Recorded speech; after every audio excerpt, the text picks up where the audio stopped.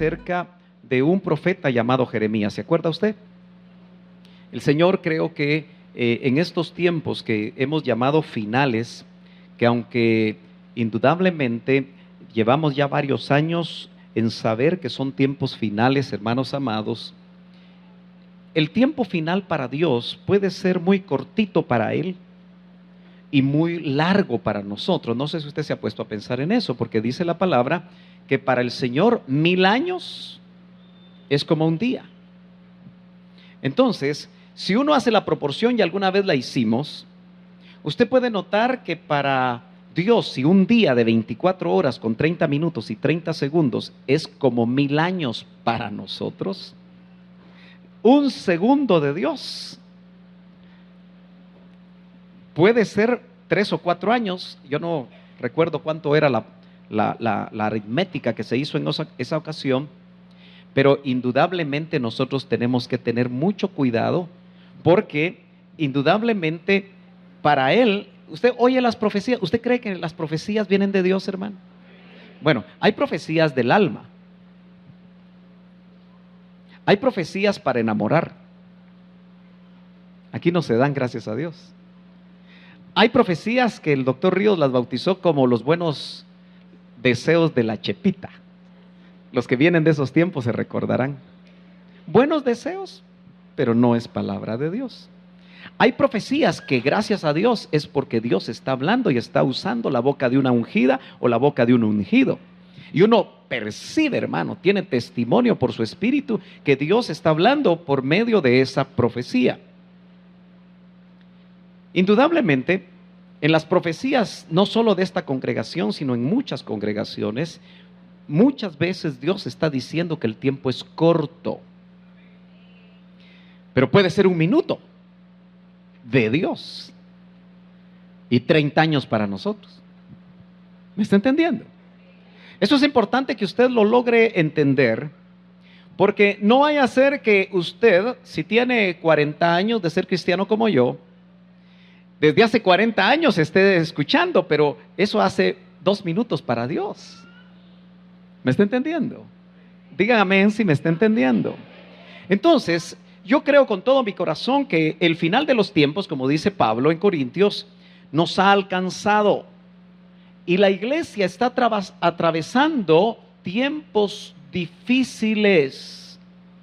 Son tiempos difíciles, hermano amado, porque ayer leía yo que una familia cristiana en Puebla, México, aquí cerquita, no tan lejos, los mataron a todos, hombres, mujeres y niños, por ser evangélicos. Y usted sabe que no solamente en Puebla, sino que en muchos estados, en un país vecino, están matando a los cristianos. Entonces tenemos nosotros que saber que los tiempos son difíciles, pero son difíciles por muchas razones. Y creemos entonces, yo lo creo con todo mi corazón, y por eso yo le traslado aquí un sentir personal, no es de ahora, que Dios va a maximizar, así usé esa palabra, va a maximizar el trabajo, su trabajo profético en medio de su pueblo. Porque el trabajo profético de Dios debemos de estudiarlo, debemos de meditarlo, debemos de conocerlo por medio de la palabra de Dios, para que logremos entender si el movimiento que va a venir es de Dios o no es de Dios. Tenemos que discernirlo. Entonces, en la medida que nosotros conozcamos el trabajo profético de Dios, la función, el oficio profético, vamos a lograr entender que Dios está interesado en hablarnos por boca de profeta. Dios, de alguna manera, creemos que va a levantar palabra profética. Yo en mi corazón creo que el Señor ya está trayendo palabra profética a este lugar. Y la va a traer de muchas formas. No la va a traer exclusivamente por medio del ministro que cubre esta congregación, sino que Dios va a preparar hombres y mujeres, quizás hasta jóvenes y señoritas, que se van a empezar a meter con Dios en serio. Y que el Señor les va a usar para hablar al pueblo, especialmente aquella novia que se está preparando. Usted se está preparando. El tema del discipulado que usted va a recibir la otra semana para los que van al discipulado, y por cierto, los exhorto a los que no van a que busquen un lugar para ir. Se llama la iglesia del rapto.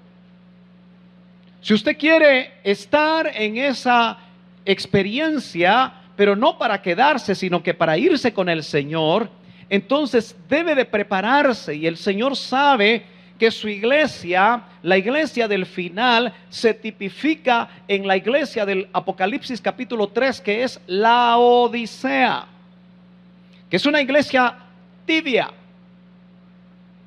es una iglesia adormecida, es una iglesia que cree tener todos los recursos posibles, es una iglesia que no se ha dado cuenta que Cristo ya salió de esos templos, porque Cristo está tocándole afuera del templo, y la iglesia, y ni siquiera el ministro se ha dado cuenta que Cristo está afuera, porque yo no toco una puerta por dentro. Sería Don Chevo, ¿verdad? ¿Sabe usted quién es Don Chevo? ¿No? Solo los de Oriente saben quién es Don Chevo. Don Chevo es un personaje, supongo yo, ficticio, ¿verdad? Aunque hay personas que llevan ese nombre. En Oriente lo usan mucho. Pero sería yo Don Chevo, que entro a una casa, cierro la puerta y la toco por dentro para que me abran, ¿no cree usted? ¿Estamos de acuerdo? Cristo está afuera, tocando a la puerta de la iglesia. Y dice, porque Dios tiene esperanza que cuando nosotros, hermanos, nos apartamos, aunque sea unos pocos se vuelvan, dice: he aquí yo estoy tocando a la puerta y llamo. Si alguno oye mi voz, yo entraré a él y cenaré con él y él conmigo.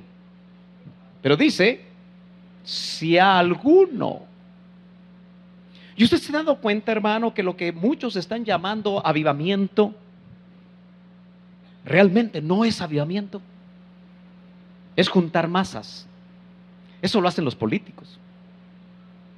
¿Se ha dado cuenta usted que sale cualquier hijo de vecina? Sale cualquier persona que nadie conoce y con un poco de publicidad junta gente y les habla acerca de promesas electorales que nunca se cumplen. Y eso es quizá lo que está sucediendo con la iglesia del final, que cualquiera es levantado usando muchas formas, porque ahora hay métodos, ahora hay formas de jalar a la gente, hay muchas maneras de reunir gente que religiosamente puede llegar al templo a medio oír la palabra de Dios y nunca ponerla por obra. Y eso que mucho de la palabra de Dios que le transmiten no es necesariamente una buena interpretación de la palabra. Y sin embargo la mayoría de personas no se dan cuenta, no lo logran discernir, porque no se detienen a buscar en la palabra de Dios lo que Dios ha hablado desde hace más de 2000 años, porque el Nuevo Testamento fue escrito hace 2000 años casi. Pero el Señor viene hablando primero a través de las experiencias que transmitió de uno a otro, de padres a hijos, y así sucesivamente hasta que se empezó a escribir la palabra de Dios. Entonces, si usted anhela ser la novia del Cordero, usted tiene que entender que la función profética de Dios va a tener que pasar por su vida, lo quiera o no lo quiera. Dios va a buscar formas que a usted de repente un desconocido lo va a ver en su trabajo, le va a decir: mire usted esto y esto y esto, y usted dice: venga, no lo diga tan fuerte. ¿Usted cree que Dios puede hacer eso? Si lo tuvo que hacer con un profeta que se había desviado, porque usted va a ver que la Biblia, una de las cosas que me gusta mucho de la Biblia es que Dios, a pesar de que levanta ministros, cuando los ministros se apartan, los confronta y trata de que se arrepientan. Y si no se arrepienten los ministros, viene juicio sobre ellos también. Así que en ese sentido ningún ministro está ajeno al trato de Dios. Acompáñeme entonces al primer libro de Samuel. ¿Dice amén, hermano? Primer libro de Samuel, capítulo 9, verso 9. Es fácil de poderlo recordar. Mire lo que dice la Escritura para que nosotros entremos en materia. Dice: antiguamente, en Israel cualquiera que iba a consultar a Dios decía así: venid y vamos hasta el vidente. Sí, dice vidente. ¿Así dice su Biblia? ¿Sí? Porque el que hoy se llama profeta, cuando dice hoy, está hablando del tiempo en el que se escribió el libro de Samuel. Antiguamente era llamado ¿cómo? Vidente. Esa palabra no nos gusta, ¿verdad? ¿A quién le gusta esa palabra? Porque en nuestro español y en nuestra historia, la palabra vidente es dada a una persona, sea hombre o mujer, que sabe leer el futuro, ¿cierto? O el presente.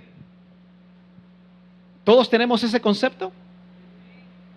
Alguien que tira las cartas, alguien que lee el café. No sé cómo leen el café.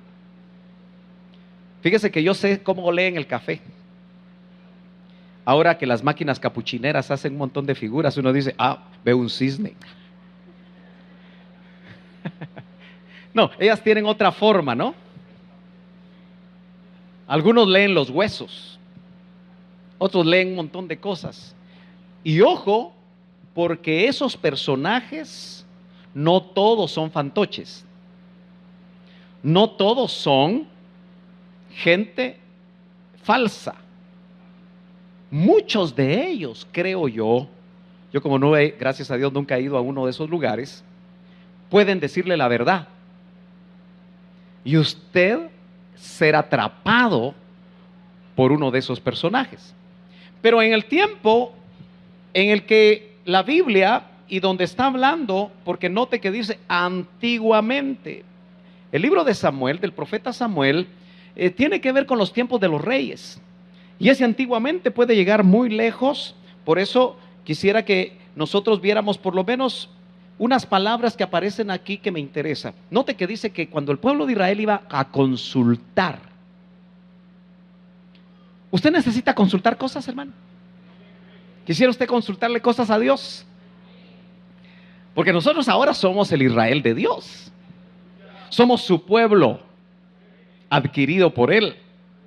Entonces, miremos qué es lo que antiguamente esa palabra que se traduce consultar, porque las palabras hebreas tienen muchas acepciones en nuestro idioma, así como en nuestro idioma hay muchos sinónimos. La palabra darash es consultar y significa frecuentar.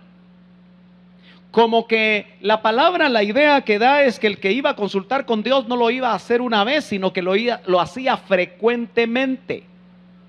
Hoy sabemos nosotros que por medio de la oración nosotros podemos consultar con Dios. Ojalá que usted no ore cada mes, sino que por lo menos ore. Supongo que ora los 3 tiempos de comida, ¿verdad? O usted ya no es usted es de los modernos, hermano. ¿Ah? ¿Es de los modernos que ya no ora por la comida? O todavía toma un tiempito usted para darle gracias a Dios por su comida. Hermano, yo creo que es algo bueno. No está en la Biblia, tengo un versículo que diga: cada 3 veces al día orarás, comiendo tu pan con frijolitos volteados. No hay verso, ¿verdad? Pero sí nos da a entender la palabra del Señor que nosotros debemos de ser agradecidos. Cada vez que usted recibe una buena noticia, debería de darle gracias a Dios por medio de la oración, aunque sea rapidito. Amén. Por eso dice la Biblia: orad con César o sin César. No, sin cesar. Pongámosle ahí el acento donde va, ¿verdad? Eso quiere decir que nosotros tenemos que estar orando con los ojos abiertos si vamos manejando o estamos haciendo cualquier cosa. No vaya a serruchar usted con los ojos cerrados, hermano. Ni vaya a ser alguna situación que por cerrar los ojos, no, se puede orar con los ojos abiertos. Amén. Entonces, también darash es preguntar, pero me gusta que también se puede traducir adorar.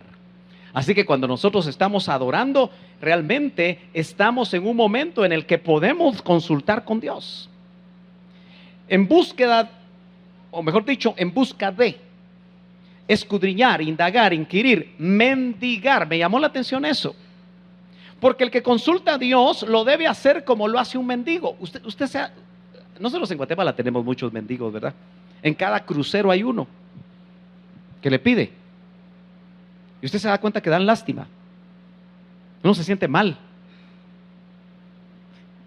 Pero si uno tuviera que darles a todos, se queda gafo. Se queda sin dinero. A menos que usted le dé 10 centavitos a cada uno, ¿verdad? Porque se va a encontrar por todos lados. Pero usted se ha dado cuenta que algunos insisten. Ese es el concepto. Que alguien que no tiene absolutamente nada y que necesita hablar con Dios, consultarle a Dios, eso es darash. Perseguir la respuesta, perseguir a Dios si usted quiere, ese es el concepto, es muy amplio. Pero la palabra vidente, esa palabra en el original es roe, así como la lee usted ahí. Pero simplemente en nuestro idioma roe es visión, de ahí viene vidente. Es alguien que tiene visiones, es alguien que ve de parte de Dios, pero no como los que, me imagino yo, a través de la historia se tergiversó y el enemigo, que siempre lo que Dios usa, el enemigo lo tergiversa. Ese es un principio. Todo lo que Dios hace, todo lo que Dios tiene para su pueblo, como en el caso de estos videntes, a los que Dios les daba visión para poder ver, indudablemente el enemigo lo cambió. Ahora, de esa misma raíz, fíjese que viene Ra. Note, de Roe viene Ra. Es de la misma familia de palabras hebreas y significa buitre. Se queda uno raro pensando, buitre. ¿Qué es un buitre? No voy a decir eso que dicen algunos, ¿verdad? Porque qué feo, ¿verdad? Sacaste y dice, echaste el ¿qué? No. ¿Qué es un buitre? ¿Ah? Es un ave carroñera, ¿verdad? Los buitres son grandes. Nosotros aquí tenemos los chiquitos, los sopilotes. No sé quién le puso sopilotes, pero los buitres son grandotes, ¿verdad? No sé por qué el buitre tiene el pescuezo pelado. ¿Se ha dado cuenta usted? Y viven en los desiertos y viven en los lugares donde hay animales muertos o animales que se mueren. Ellos llegan en la cadena alimenticia, el primero que come es el felino, ¿verdad? Mata al venado o mata al búfalo y lo último que queda, ahí llegan las hienas, los buitres. ¿Por qué se llama buitre? Algo que tiene que ver con ser vidente, porque el buitre anda volando y no bajo. Ese anda volando alto, porque tiene una agudeza visual y de lejos mira al conejito que no se comió y que dejó algo y se vienen, ¿verdad? Más o menos como las águilas, solo que las águilas no son carroñeras. En ese sentido yo prefiero ser águila que buitre. Pero el concepto es agudeza visual. Dios le da agudeza visual a hombres y mujeres para un propósito profético. ¿Me está entendiendo? Claro, yo sé que usted no quiere ser Ra, ni tampoco yo, ¿verdad? Pero solamente es en la vista aguda. Entonces, debemos de estar nosotros enterados que Dios puede levantar y dar agudeza visual a alguien. De hecho, yo sé que aquí hay gente que mira. ¿Cómo son de tímidos los guatemaltecos, verdad? ¿Cómo hago yo para sacudirlos para que se despierten un poquito ustedes, hermanos? ¿Cree usted que hay gente aquí que tiene ojos? Yo conozco algunos. Son meros tímidos. Y claro, en el desarrollo de lo que Dios da, uno no sabe. Por eso la instrucción es, vaya con el pastor. ¿Recibió usted algo de alguien? ¿Recibió usted algo de la iglesia? ¿Recibió algo que es importante, que no sabe de qué se trata? Llévelo al pastor para que lo discierna. Y de esa manera usted va a ver cómo el Señor va a ir desarrollando, porque son dones. ¿Cuántos dicen amén? Yo no sé si usted quisiera que yo le hablara de cómo hacer plata, hermano. Yo quisiera probar un día, de repente un domingo traigo un mensaje de esos. A ver si usted despierta y a ver si se pone así contento. No, ¿verdad? Mejor con esto. Porque esto es lo que Dios quiere hacer para prepararnos. Usted ya mire, en el sentido que me va a lograr entender, Dios quiere darle agudeza visual y ya se la dio a algunos. Y están viendo, pero a veces se asustan. Dice, ¿será mío o será de Dios esto? Yo me recuerdo esa agudeza visual que Dios le dio al hermano Otto, y él nos contaba algunas experiencias. Porque a veces él, sentado donde estaba, se fijaba en una persona y lo miraba como cordero. De repente lo miraba bien y se había transformado en lobo. Entonces él sabía que esa persona era un lobo vestido de piel de oveja. Pero es visual.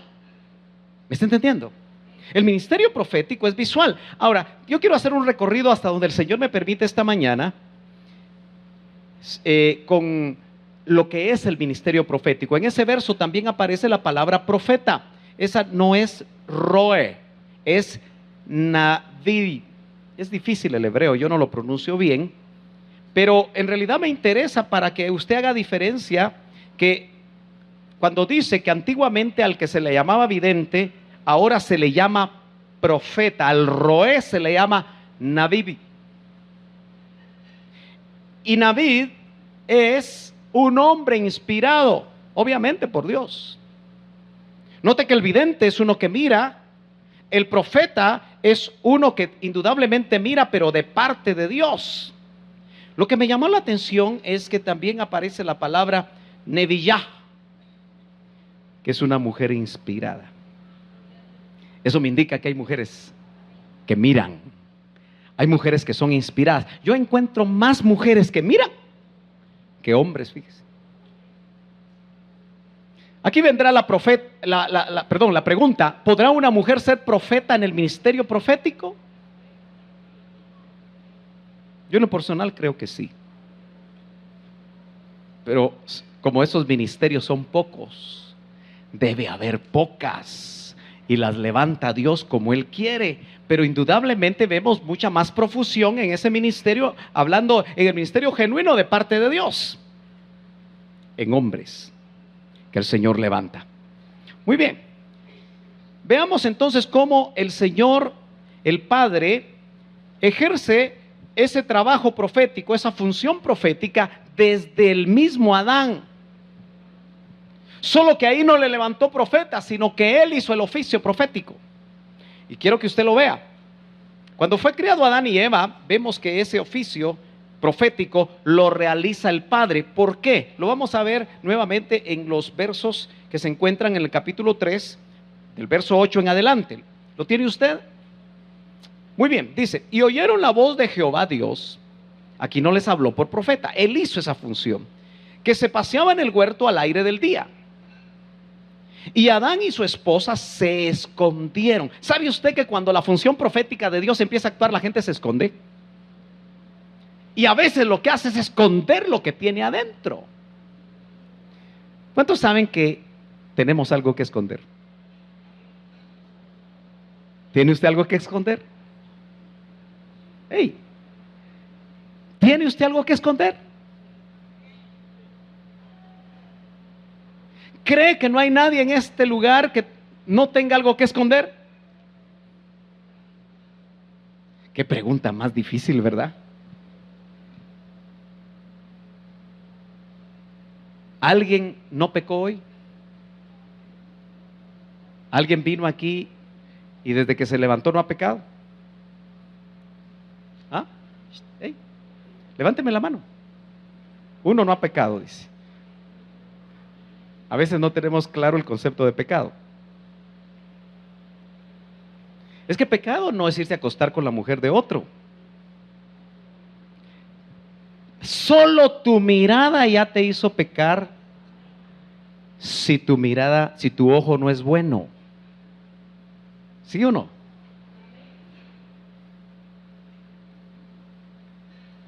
Aló. ¿Usted se recuerda qué es pecado? ¿Sabe usted lo que es pecado? Bueno, le voy a dar una definición muy sencilla. Errar el blanco. Pero otra más sencilla. Todo aquello que vaya en contra del carácter de Dios es pecado. ¿Cuál es el carácter de Dios? ¿Verdad? ¿Él es verdadero? ¿Sí? Cualquier mentirita, por blanquita que sea, ¿no cree usted que es pecado? Entonces, si el pecado nos puede alcanzar en algún momento, ¿no será que a veces cuando no lo confesamos lo escondemos? Entonces, más de algo. Por ejemplo, mire pues,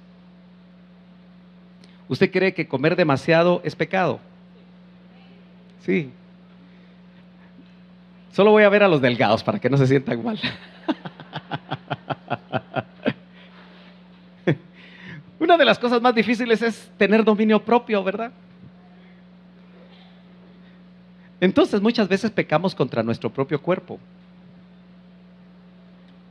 Y creemos nosotros que no. Yo veo ahí a esposos o esposas escondiéndose del cónyuge porque está comiendo de más. Aló. Pero si eso tú sabes que es pecado, ay hermano, comer de más, si se llama gula. ¿Cuántas hamburguesas te comes? ¿Te comes una, te comes dos, te comes tres? Bueno, se escondieron de la presencia de Jehová Dios entre los árboles del huerto. Y llamó Jehová Dios a Adán y le dijo, el Padre está actuando como profeta, ¿dónde estás tú? Pero esa pregunta, note que aquí en esa función el Padre está queriendo tratar de que Adán reconozca, porque ¿usted cree que Dios sabía dónde estaba? Claro, Dios lo sabe todo. Si ese es el problema que tenemos nosotros, que a Él si no nos podemos escapar. Él nos conoce. Él sabe lo que usted está pensando. Simultáneamente ahorita Dios está viendo todo lo que está pensando. Si yo supiera lo que usted está pensando, dejo de predicar. Porque algunos están diciendo, qué aburrido. Otra vez lo mismo. ¡Hala! Pero otros están diciendo, gloria a Dios. ¿A qué hora irá a terminar, hermano Sergio? Porque tengo que ir, hoy es la Copa América. ¿A qué hora juegan usted? Solo dígame la hora en que empieza el partido para que yo siga predicando. No, no es cierto. ¿Dónde estás tú? La pregunta es no solamente de definir posición, sino que le está diciendo a Adán y por supuesto a Eva, ¿dónde estás ahora? Por ejemplo, yo lo veo a usted aquí en cuerpo presente, pero ¿dónde andará su mente? ¿La habrá mandado a volar un ratito? ¿O su mente está aquí? Note que Dios le interesa saber realmente. Él, si lo sabe todo, quiere que nosotros aceptemos conocer dónde estamos y qué estamos haciendo. Ellos acababan de pecar, se escondieron de parte de Dios.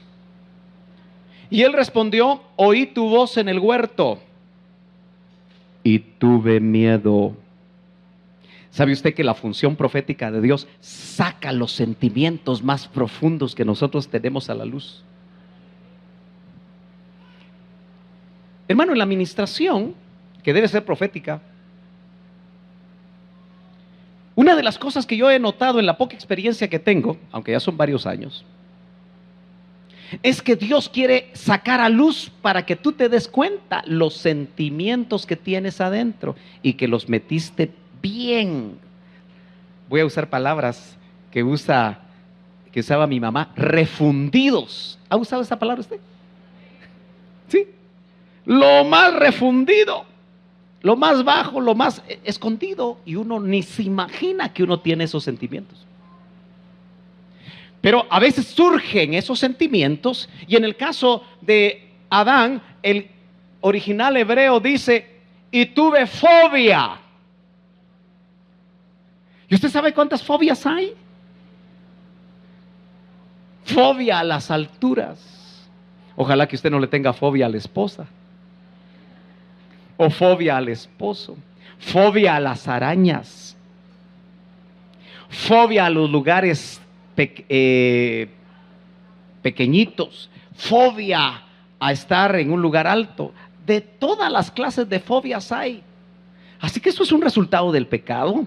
Y tuve miedo porque estaba desnudo. Pero note que el Señor está permitiendo, porque cuando Él está en función profética, la persona tiene que abrirse. Y por eso es necesario que en el tiempo final nosotros aprendamos a sacar lo que tenemos dentro, delante de Dios, que es el primer ministrador por excelencia y al que todos quieren ir. Pero cuando usted no puede, cuando usted se da cuenta que yendo a Dios no puede salir porque usted no está siendo honesto, o porque quizá usted se encariñó con esa situación que no le agrada a Dios y no la quiere dejar porque a nadie se la ha confesado, y usted ve que continuamente cae, entonces hay que buscar a los ministros. Entonces dice, porque estaba desnudo y me escondí.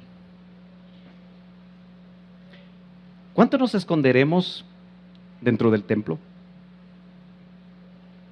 ¿Cuánto nos esconderemos en la religión? ¿Cuánto nos esconderemos en una vida doble? Muchos de nosotros, hermano, tenemos recovecos en el alma, donde hay situaciones que el Señor a través de su trabajo profético quiere sacar a luz, y muchas de ellas ni las conocemos. Situaciones ancestrales que solo de una manera profética el Señor nos puede decir. Quizá usted solo sabe cómo se llamó su tatarabuelo, pero después ya no sabe cómo era el papá de ese tatarabuelo. ¿Usted se imagina que estos países fueron descubiertos por españoles que algunos dicen que venían de la cárcel? Aunque otros dicen que venían judíos. Bueno, yo no sé qué venía en la Niña, la Pinta y la Santa María. Ya ve que gané mis estudios sociales. 1492. ¿Qué más quiere? Salió del puerto de Palos, pero no dio palos, vino a estas tierras. ¿Qué ancestritos traeremos nosotros, hermano? Ahora, si nos damos cuenta, ya no encontró mayas Américo Vespucio. Digo, Cristóbal Colón. Ya me puso cero usted, ¿verdad? Solo es para que vea si usted se recuerda. Pero ¿cómo eran los mayas? Bueno, lo que encontraron ya no eran mayas, pero totalmente llenos de dioses, sin conocimiento del Dios verdadero. Bueno, de esa mezcla venimos. No, hermano, yo soy puro criollo. Bueno, hay que investigar porque en España llegaron los árabes y dominaron España por mucho tiempo. Y parece que los españoles es una mezcla de un montón de razas. Pero Dios ya tuvo cuidado de nosotros, ¿no es cierto? Dice que lo vil y menospreciado del mundo escogió Dios para avergonzar a los sabios. Aleluya. Y en el verso 11 dice, y le dijo Dios, ¿Quién te enseñó? Nota que Dios está tratando de confrontar a Adán. Y note que Dios no le habló a Eva, porque el responsable era Adán. Así que si el matrimonio está patas arriba, ¿quién es el responsable?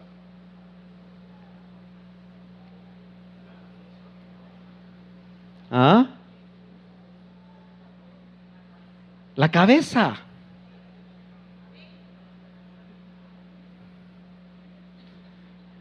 Por eso mi pastor decía algo que, como yo no, bueno, cuando se lo oía ya era casado, creo yo. Él decía, el 99.9 de los problemas del hogar es culpa del varón. Fíjese, hermano. Ella dice, amén, ¿y usted qué dice? No, dice, es que usted no la conoce, me va a decir usted. Pero así decía el hermano Otto. Porque la cabeza es responsable de detectar la presencia del enemigo con las antenitas de vinil. El varón es el que forma su ayuda idónea. Si no te gusta tu ayuda idónea, el responsable eres tú. Aló. Hermanas, por favor, ustedes, quítense la timidez y digan amén. Si están de acuerdo, ya no te voy a dar el gasto. ¿Quién te enseñó? Siempre van a haber otras fuentes que nos van a enseñar, que no son de Dios. Y hermano amado, yo quisiera pensar que usted se alimenta exclusivamente de esta fuente. Y si es así, qué bueno.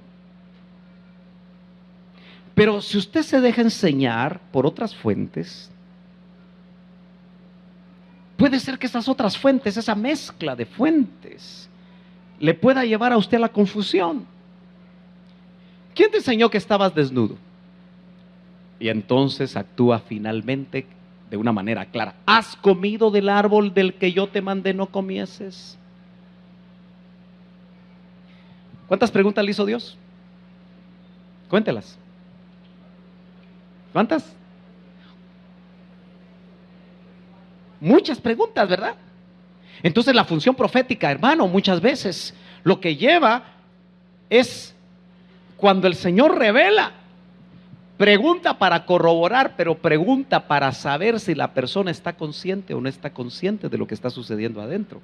Entonces el mismo Adán y Eva tuvieron el trabajo profético de Dios, porque después iba a levantar hombres, iba a levantar siervos. Mire lo que dice Judas, nos vamos hasta casi al final del Nuevo Testamento y dice, de estos también profetizó Enoc, séptimo desde Adán. Entonces, ¿Enoc qué era? Era un profeta. Probablemente Adán también fue profeta. No conocemos todos los detalles de Adán. Un hombre inspirado, un hombre que tenía visión, un hombre que hablaba de parte de Dios. Pero Enoc, mire, apenas séptimo desde Adán, diciendo, he aquí el Señor viene con decenas de millares de sus santos para ejecutar juicio contra todos. Los profetas Dios los levanta para trasladar el resultado del juicio de Dios cuando el pueblo de Dios no se aparta del pecado. Acuérdese, yo le he enseñado a usted, y no sé si usted lo cree, pero si no, escudriñelo, pondérelo, medítelo, vaya a la palabra, que el Señor le confirme. Pero cuando Dios levantaba profetas, era porque el pueblo se había apartado. Si llega profeta a tu vida, si hay voz profética en tu vida, probablemente va a ser cuando te apartes, o quizá para que avances, porque a veces nos estancamos. Hermano, a veces nos quedamos quietos, no avanzamos. Y la vida cristiana es de caminar, es de avanzar, no podemos quedarnos detenidos, mucho menos regresar, hermano. Por eso yo tengo que ser incisivo, hermano, especialmente con aquellos que venimos del IMSS Central. ¿Cuántos venimos del IMSS Central? Casi la mitad. Muchos de ustedes deberían de ser pastores, maestros de la palabra, evangelistas, o lo que el Señor quiera de ustedes. ¿Cuántos nunca estuvieron en el IMSS Central? Levántenme la mano. Levántenme la mano.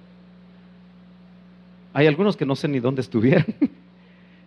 Porque la pregunta es sencilla: ¿quiénes estuvieron y quiénes no estuvieron? Bueno, ¿tendrá Dios planes para ustedes?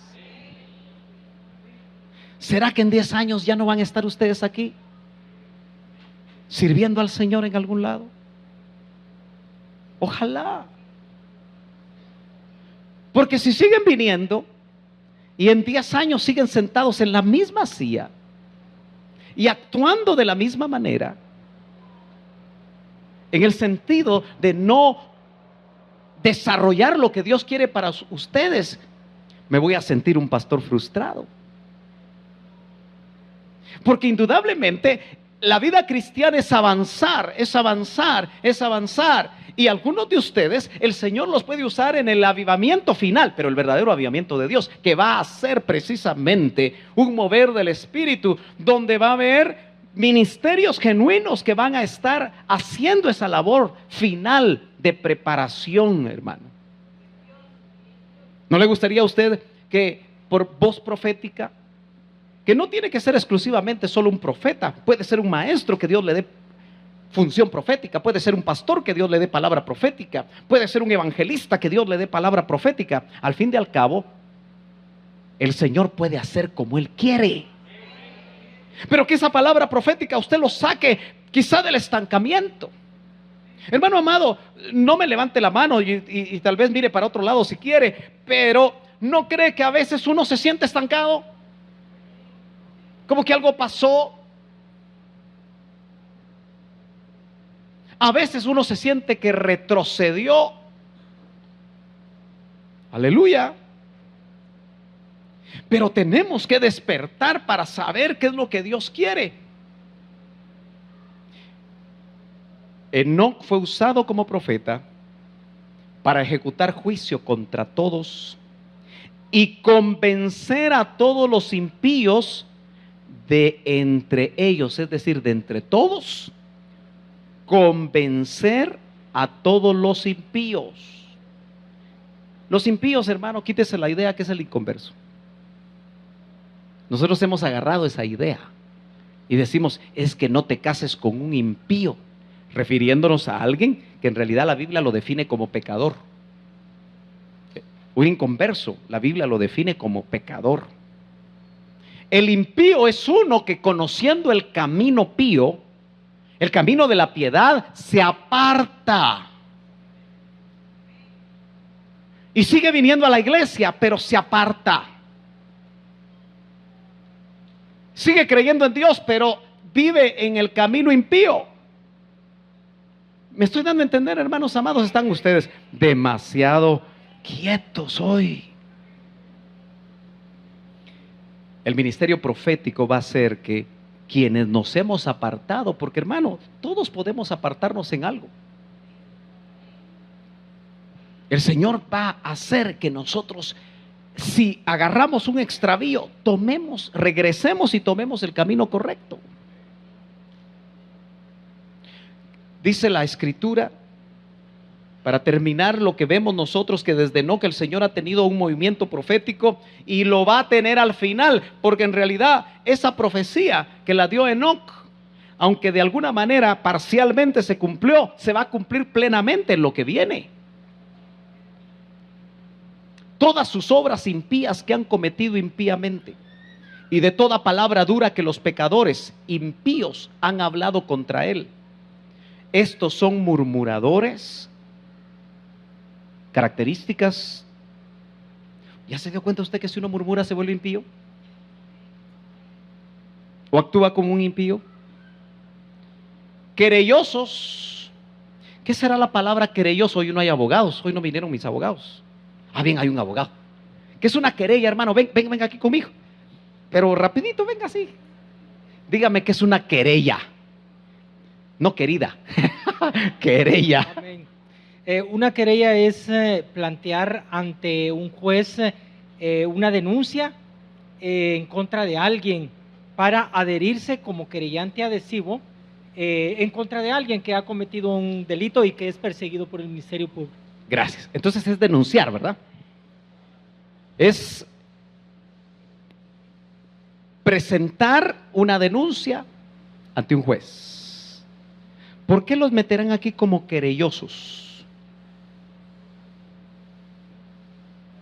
¿Ah? Y lo están tomando a mal, porque pueden estar presentando denuncias falsas, ¿verdad? Andando según sus concupiscencias. ¿Usted sabe lo que es la concupiscencia? ¿Sabe lo que es la concupiscencia? Una palabra rara, ¿verdad? ¿Sabe? Es un deseo exacerbado por obtener algo. Y muchas veces la concupiscencia, dice Pedro, está en los ojos.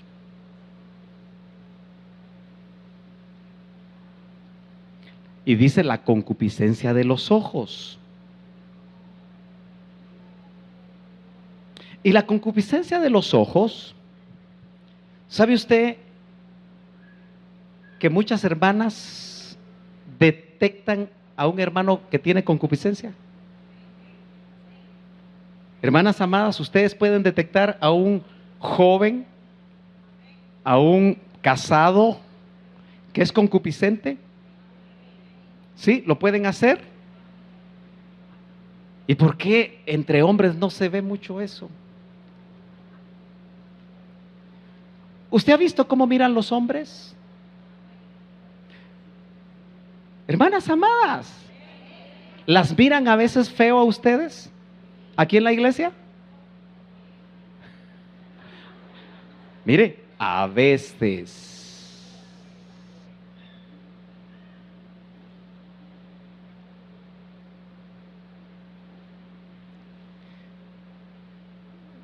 Solo los hombres que manejan carros solos saben cuántas veces voltean a ver.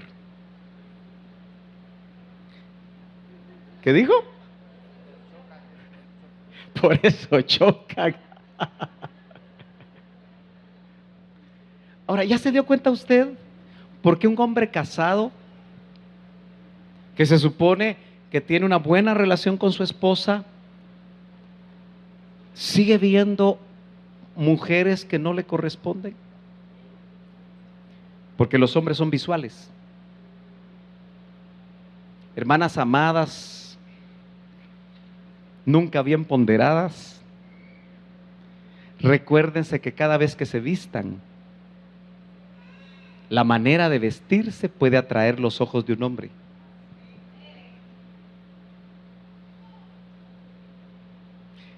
Por esa razón hay que ser cuidadosas. Pero eso no las hace a ustedes responsables de la concupiscencia del susodicho. La concupiscencia, hermano, es algo que puede estar afectando a la iglesia de una manera terrible. Y ya no solo hombres, sino que también mujeres. Aunque la mujer no es tan visual. La Biblia habla del ojo malo. Y dice que mejor hay que sacárselo. Pero por favor no lo vaya a hacer. Porque no está hablando de un ojo físico. No me va a venir tuerto la próxima vez así, puro pirata. Pero uno tiene que reconocer si tiene ojo malo. Uno tiene que reconocer, hermanos, si hay áreas adentro que se exacerbaron por alguna razón. ¿Por qué será que sigue siendo el hombre el que en mucho más alto porcentaje mira pornografía? Porque es visual. El diablo, que el Señor lo reprenda, entendió, no de ahora, pero ahora más fuertemente con los medios, que son, ya se dio cuenta que son visuales, que eso puede destruir un matrimonio y puede destruir una persona, puede destruir un joven. Y el trabajo profético, hermano, que Dios quiere desarrollar es que ya no haya ojo malo.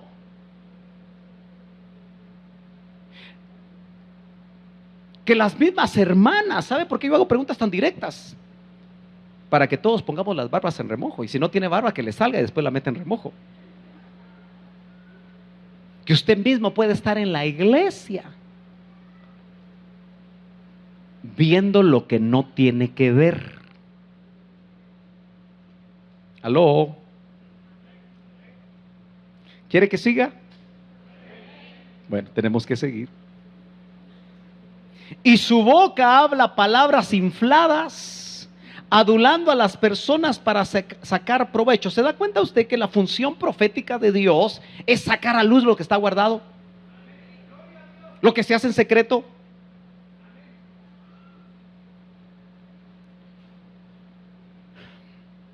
Yo nunca me había dado cuenta que Abraham, la Biblia lo llama profeta. ¿Alguna vez usted se dio cuenta que Abraham lo llamaban profeta? Yo tampoco. Mire lo que dice Génesis capítulo 20 y verso 1. De ahí partió Abraham a la tierra del sur y asentó entre Cades y Shur y habitó como forastero en Gerar. Y dijo Abraham de Sara su esposa. ¿Cómo era Sara? ¿Cómo era Sara? Pura Miss Universo, ¿verdad? Era bonita Sara. Dicho sea de paso, parece que es complicado tener mujer bonita de esposa usted. Mejor búsquese una fe. No, no es cierto. Ahí sí despertó, ¿verdad? Tranquilo. Y dijo Abraham de Sara su esposa, mi hermana es. Era la segunda vez que lo hacía. Y Abimelech, rey de Gerar, del lugar donde había llegado. Usted sabe que en esos tiempos los reyes creían que eran dueños de las más bonitas.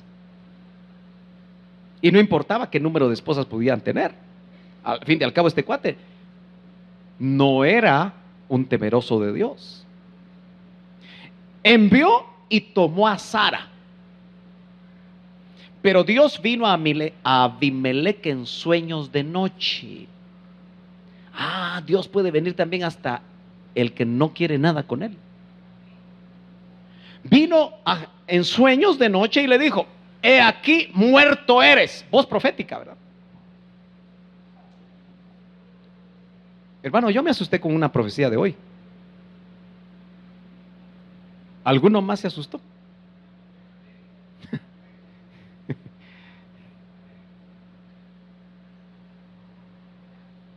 Porque hay veces que Dios pone un alto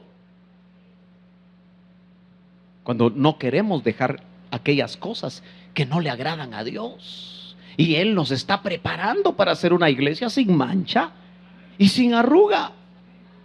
He aquí muerto eres. ¿Le gustaría esa profecía a usted? A causa de la mujer que has tomado.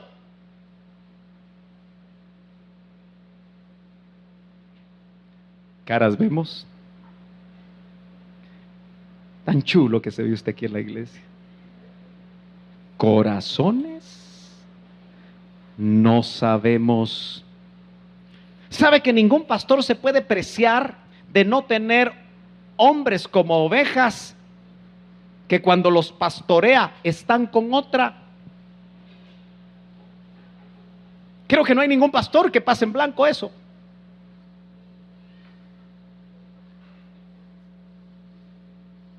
Entonces, ¿qué tal le parecería una profecía? Muerto eres a causa de la mujer que has tomado, la cual es casada con marido. Y ojo, esto no era la ley de Moisés. Esto es Dios hablando de lo que a Él le agrada. ¿Se da cuenta usted que no había ley de Moisés? Porque eran los tiempos de Abraham. Hermano, dígame si me está entendiendo. Esos detalles Dios se los afinó para que usted se dé cuenta que esto no es ley, porque mucha gente cree que todo el Antiguo Testamento es ley. No, la ley se le fue dada a Moisés. Entonces a Dios nunca le ha agradado el adulterio. Y es tan fuerte el adulterio como la fornicación, que vemos que en esa economía Dios lo castigaba hasta con la muerte física. Si eso fuera así, ¿usted cree que habría adúlteros? Siempre hay. Pero Ishkamik. Pero ¿qué clase de muerte puede venir a alguien que tiene eso oculto?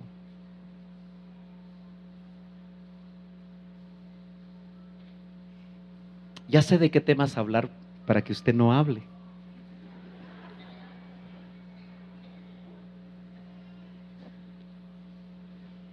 Mas Abimelech no se había llegado a ella, es decir, no había tenido relaciones con ella, no había consumado el adulterio.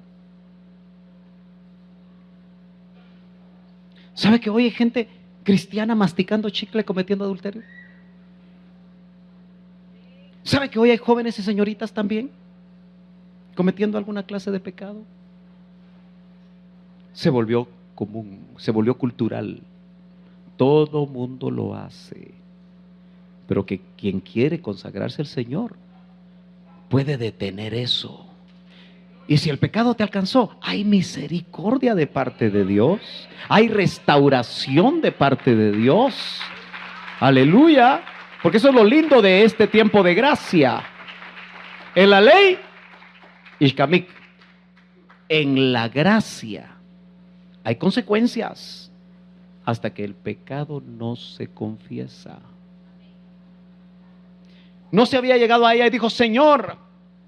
Eso me indica que hasta el inconverso puede apelar a Dios como no va a apelar el Hijo. Matarás también la gente justa. No me dijo él, mi hermana es que aquí el bandido de Abraham, después me voy a reconciliar con él, era segunda vez que por salvar el pellejo decía que su esposa era su hermana. Primero la expuso con Faraón y ahora con este otro. Hermano, esos maridos hay que darles camorra hebrea con piedras. Aleluyita. Y ella también dijo, no le quedaba otra, ¿verdad? Es mi hermano. Con sencillez de mi corazón y con limpieza de mis manos he hecho esto. Y le dijo Dios en sueños: yo también sé que con integridad de tu corazón has hecho, y yo también te detuve de pecar contra mí, y así no te permití que la tocases. Hermano, ¿no podrá hacer eso con nosotros Dios, que somos sus hijos?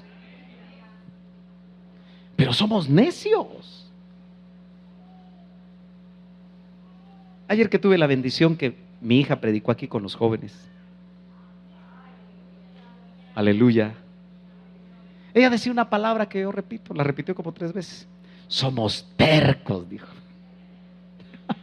Es una palabra más fuerte, ¿verdad? Pero se ha dado cuenta que a veces decimos: aquí está mi mula y aquí está mi macho. Ahí nos quedamos. Embrecados. ¿Ha visto usted una llanta embrecada? Por más que el motor usted lo use con toda la fuerza, no se mueve. Aleluya. Ahora pues devuélvele su esposa a este hombre. ¿Quién era el hombre? Porque él es profeta. Abraham era profeta. Qué terrible que un profeta ande regalando a la esposa por tener miedo a la muerte. Eso, ¿sabe qué indica, hermano? Que para Dios no importa qué bien planchado sea su ministro. Se le llamó padre de la fe, pero ahí no tuvo fe. Dios desnuda la debilidad aún del ministro. pero trata con el ministro de alguna forma. Y orará por ti y vivirás. Y si tú no la devolvieres, sabe que de cierto morirás con todo lo que fuere tuyo. ¿Qué habla con todo lo que fuere tuyo?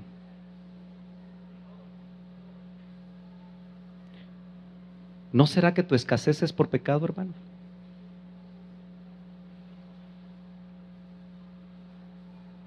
¿Aló? ¿No será que tu enfermedad puede ser por pecado? Por cosas que se han escondido, que se han guardado. Hay que chequear el campamento. Hay que ver qué es lo que está sucediendo. Hoy el almuerzo me dijeron que va a estar tarde, hermanos. Así que déjenme avanzar otro poco. Veamos a Aarón el profeta. Éxodo 7:1. Y Jehová dijo a Moisés: mira, yo te he constituido Dios. Solo que en su Biblia está con minúscula, ¿verdad? B minúscula, ¿sí? Como en este programa no me tiraba la minúscula, puse entre paréntesis Dios con minúscula. ¿Estamos de acuerdo? Para que usted no se me confunda. ¿Tiene Dios ministros que los pone como Dios con D minúscula? Qué grueso, hermano. Y Dios con D minúscula para Faraón. Y tu hermano Aarón será tu profeta. Tú dirás todas las cosas que yo te mande, y Aarón tu hermano hablará a Faraón. Un profeta habla de parte de Dios, para que deje ir de su tierra a los hijos de Israel. Dice más, en Números 12:1, Miriam. ¿Quién era Miriam? María, la hermana de Moi. Ah, qué confiancitas, ¿verdad? Yo no sabía que una de las hijas del hermano Otto se llama Miriam. La chiquita, ¿verdad, hermana? Y Miriam y Aarón, los dos hermanos de Moisés, hablaron contra Moisés. ¿Sabe usted que a veces uno tiene el descuido de hablar contra un ministro? Es muy común en estos tiempos, pero a Dios no le agrada. A causa de la mujer etíope que había tomado, porque él había tomado mujer etíope, la Cusita. Dijeron, María, no me pida el verso, Miriam y Aarón, vos echó a perder la raza, porque le van a salir morenitos. No sé por qué razón no estuvieron de acuerdo. No lo dice la Biblia. Pero hablaron contra el ministro de Dios. Y dijeron, solamente, Miriam y Aarón, solamente por Moisés ha hablado Jehová. Porque ellos eran profetas, ambos. Miriam era profeta y Aarón era profeta. ¿No ha hablado también por nosotros? Que esas preguntas, ¿qué le hacen pensar a usted que había en el corazón de estos dos profetas? ¿Ah? Ego y orgullo, autosuficiencia. Nosotros también podemos. Envidia. ¿Qué más? ¿Nota usted cómo cuando Dios actúa, saca a luz incluso lo que está dentro de un profeta? Dice, ¿no ha hablado Dios también por boca de nosotros? Y sabe usted que Dios todo lo oye, y lo oyó Jehová. Yo sé, y lo dije el domingo pasado, y lo digo para sanidad de corazones, otra vez. Si tú vienes de otra congregación porque algo malo te hizo el ministro de donde tú vienes, no te toca a ti juzgarlo. No hables en contra de un ministro, porque eso puede ser peligroso para ti. El siervo está de pie o cae, dice la Biblia, para su Señor, y tú no eres el Señor de ese ministro. Entonces, si saliste, cierra tu boca, bendícelo. Si te hizo algo que no puedes perdonar, perdónalo. Y si no puedes hacerlo, ministrate. Tienes que dejarlo ir, porque de lo contrario no vas a prosperar ni aquí ni a ningún lado. Ponga usted atención a eso. Y mejor, si no has arreglado tu situación con él, arréglala. Porque si no va a ser cuestión de tiempo que pelees conmigo. Porque no es el problema el ministro. El problema puede ser tuyo.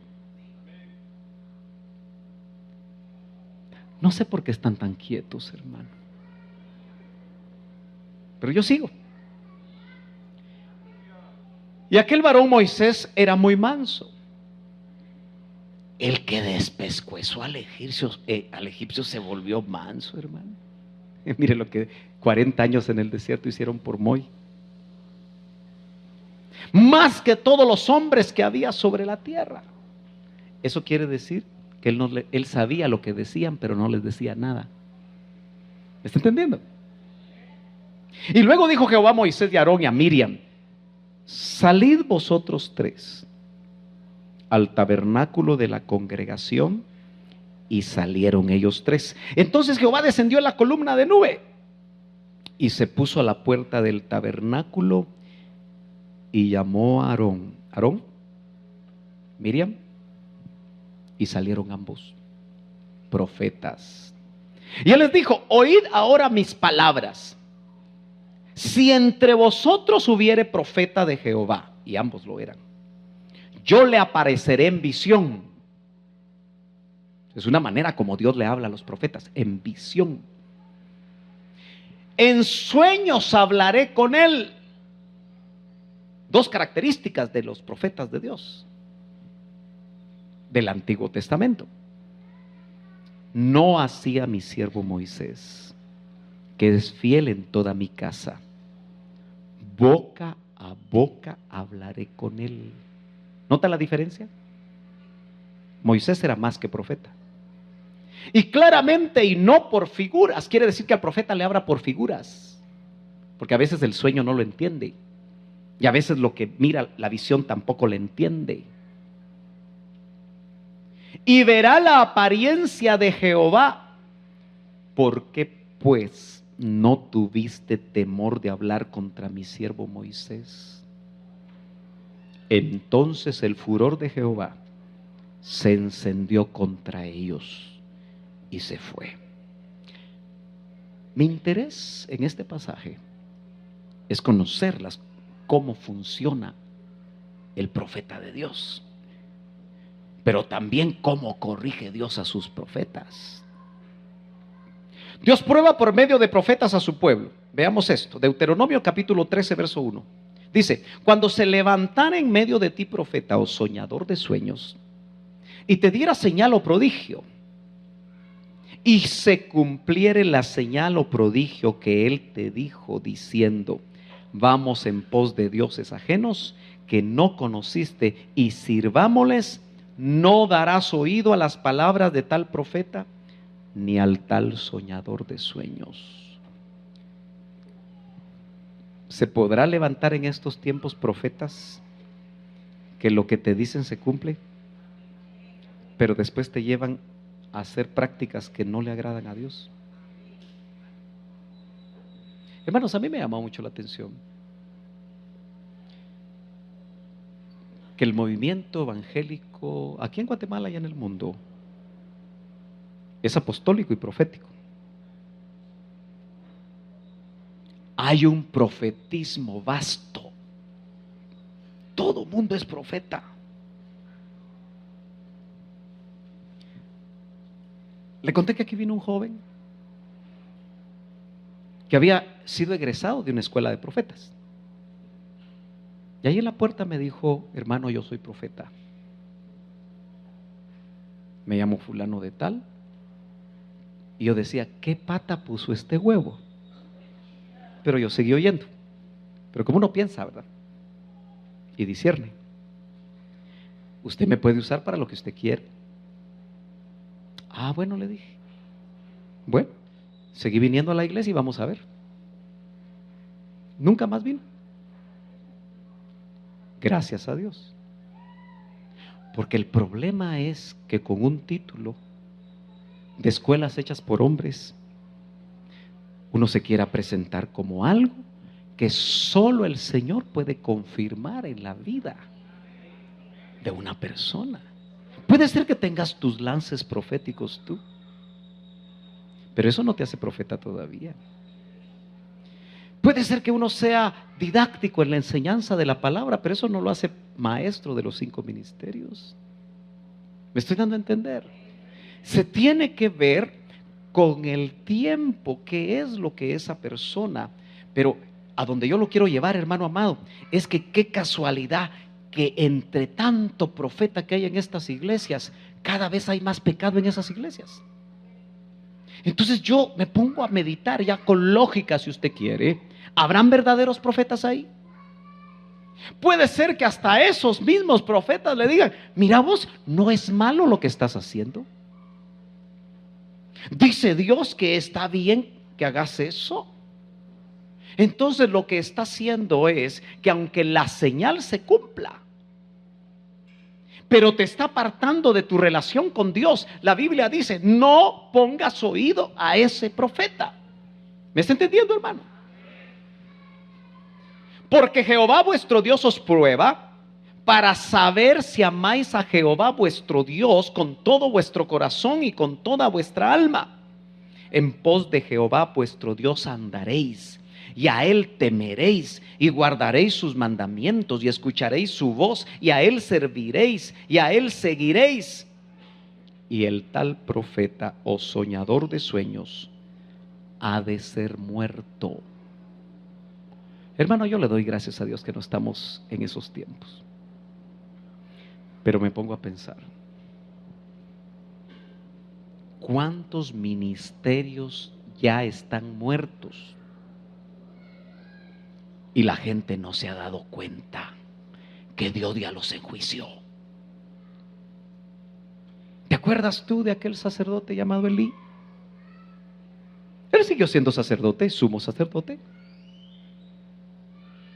y permitía que sus hijos hicieran las barrabasadas que hacían. Se acostaban con las mujeres a la entrada del tabernáculo. Y Elí, que ya se había quedado ciego, pero este estaba ciego de los ojos de afuera y de los de adentro. Dios tuvo que traer juicio. Y usted conoce lo que sucedió con Elí.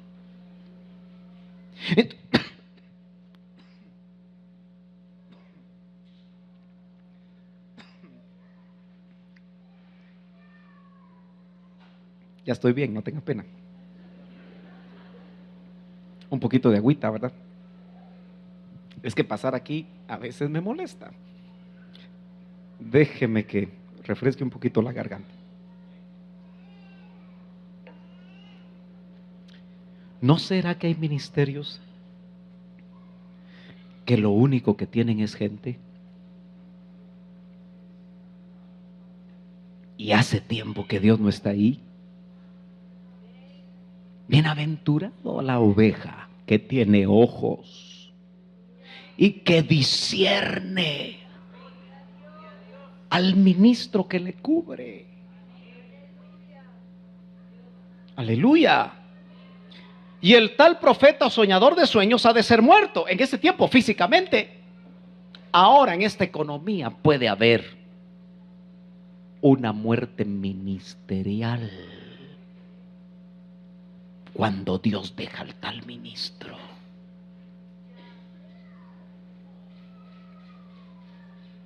Creo que a usted ya no le afecta lo que le decían antes, ¿verdad? ¿Y qué estás haciendo ahí sin apóstol? ¿A quién le afecta todavía? ¿Ah? Hebreos 3:1, dígale siempre. Y apréndase de la memoria.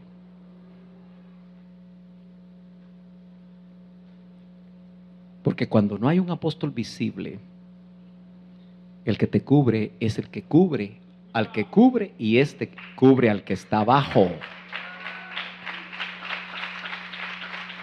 El apóstol de nuestra fe se llama Jesús. Y creemos en verdaderos ministerios apostólicos, por supuesto. Solo que cada vez son menos.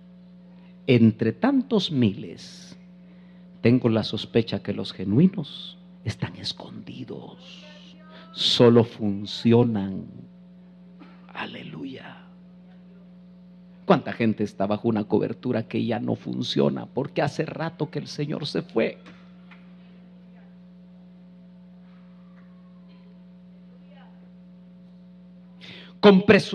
Mire, otra cosa que en el verso 22.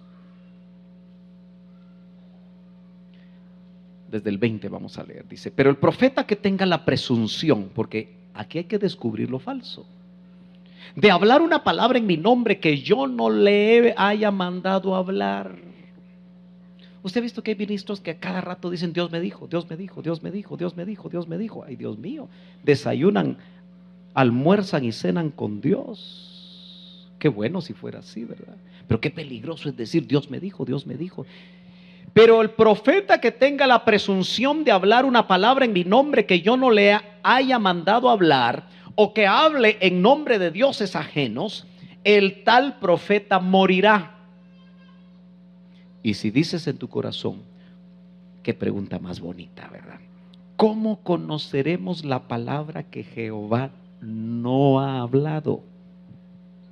Eso lo queremos saber todos, ¿verdad?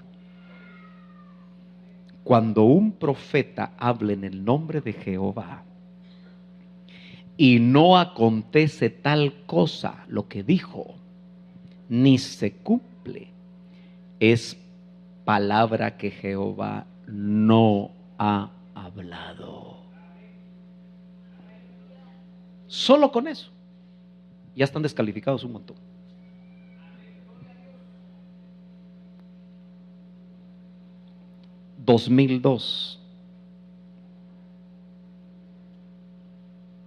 Mejor dicho, 2000, año 2000. Unos meses antes,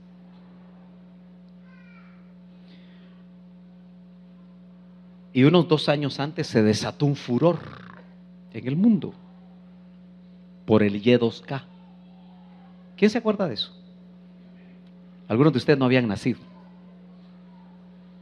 ¿Dónde está Abel? Sí habías nacido, ¿verdad, Abel? Ah, qué bueno. Es que Abel cada vez se quita los años. Y2K. Ya ve que su pastor algo aprende. ¿Qué era lo que habían dicho?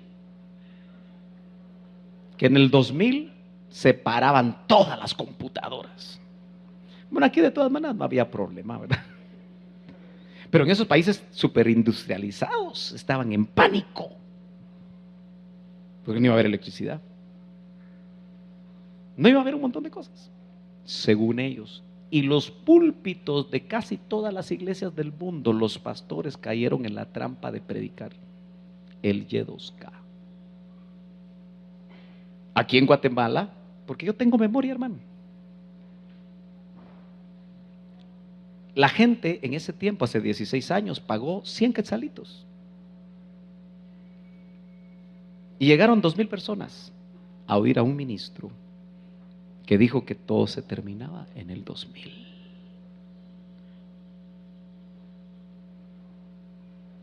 $200,000 quetzalitos. Porque se da cuenta que la gente es alaraca. No, ustedes no. Pero a la gente le gusta.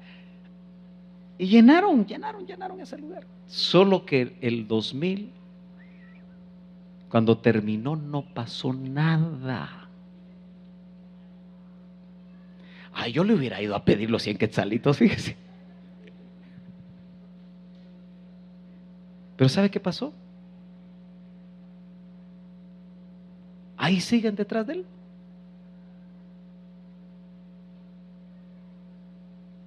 Qué delicado, hermano. Hablar con presunción de algo que todavía Dios no ha dicho. Por eso yo prefiero el consejo de mi pastor y se lo traslado por si le sirve. El que fecha se equivoca. Así que nosotros no podemos fechar. Mire, me encontré unos amigos pastores que allá en el norte vendieron un equipo con comida deshidratada, agua. Era como una maleta, porque surgieron empresas rápido y en las iglesias lo vendían usted. Gracias a Dios que no compré uno. Qué fiasco, ¿verdad? ¿Sabe por qué pasa eso? Porque hay muy pocos ministros que tratan de meterse con Dios y que se dejan llevar exclusivamente por lo que dicen las noticias y no lo que dice Dios. Usted puede chequear que cuando un profeta de Dios habla, se cumple. Apareció uno en los tiempos de Claudio, dice el Nuevo Testamento. Se llamaba Agabo. Y dijo que venía una hambruna en Jerusalén. Y la hambruna vino. Ese era profeta de Dios. Ese mismo profeta se encontró con el cincho marca Hermes de Pablo. No, que Hermes. Todo mundo quiere un su cincho Hermes usted. Para lucir una cosita aquí.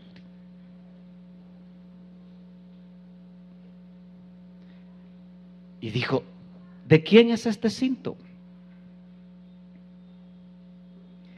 Y se amarró, no sé cómo se amarró con el cinto. Así harán con el dueño. Y Pablo, que él era el dueño, dijo sí. En todas las ciudades me dicen lo mismo. Qué bonito cuando en todas las ciudades hay profetas, de ahí a donde vayas. Ahí te van a hablar lo mismo. Y ni siquiera te conocen. Pero él, usted sabe que quiso ir y cumplir el plan de Dios. Ahí el profeta no quedó mal porque se cumplió lo que dijeron. Cuando llegó a Jerusalén lo agarraron y lo apresaron. Quiere decir que hay cosas que te puede decir un verdadero profeta de Dios que tú decides de todas maneras porque ya Dios te habló, que es parte de tu plan.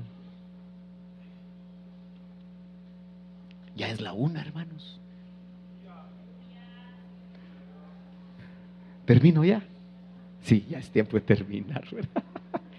Ya hay comida. No, termino. Pero el profeta que tenga la presunción, bueno, eso ya lo dije. Déjeme terminar aquí. Ya me puso usted nervioso. Ya terminé, hermano.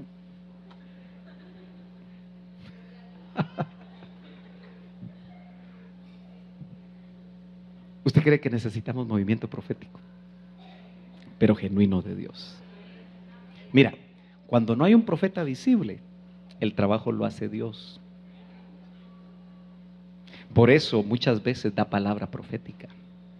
Por eso ponle atención a los dones de profecía, a las interpretaciones de lenguas, pero más especialmente, hermano, al don de ciencia y a la palabra de sabiduría y al discernimiento de espíritus. Usted tiene que aprender, hermano, a discernir los ambientes. No se meta donde va toda la gente. No se achente, sino que busque realmente en la intimidad con Dios aquello que el Señor quiere hacer en nuestras vidas.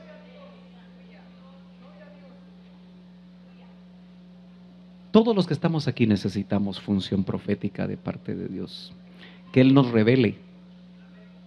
Mire, hay cosas que nosotros sabemos que tenemos que entregar, pero hay otras que no las sabemos. Por eso póngase de pie, porque ya terminamos. Y yo lo quiero invitar a usted a que en este día, si usted le quiere pedir al Señor que Él trabaje en su vida para prepararlo, para prepararla para el tiempo final que viene, y le quiere pedir que Él desarrolle en su vida la función profética, ya sea directamente Él o por medio de vasos, ¿por qué no se lo viene a pedir?